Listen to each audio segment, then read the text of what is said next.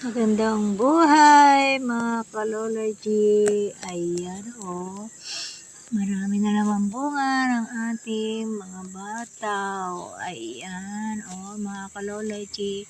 Pero nauna na ako nag-harvest bago ko ako nakapag-video kasi nga ang dami yung cellphone ko lowbat. Nag-ano pa ako. Ayan diba mga kalology. So ayan.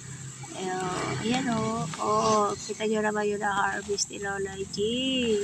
Kadami naman. Syempre, hindi natin kayang ubusin yan. Kaya, iba-barter natin. Ipapalit natin ng mga gulay-gulay o kaya kamatis, sibuyas. Ipapalit natin dito sa kapitbahay. Diba? Gulay is life, mga kalology. Ayan, mga bataw-bataw, patani, gundol, patula, opo, at kalabasa. Wala nga lang akong opo.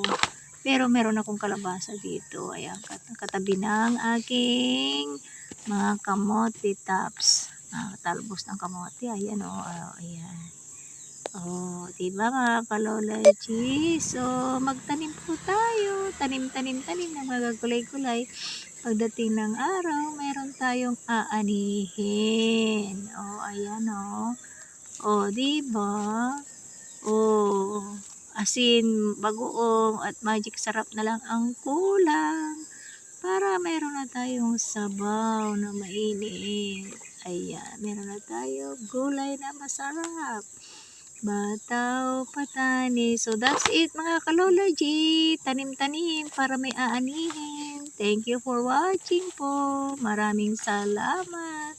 God bless.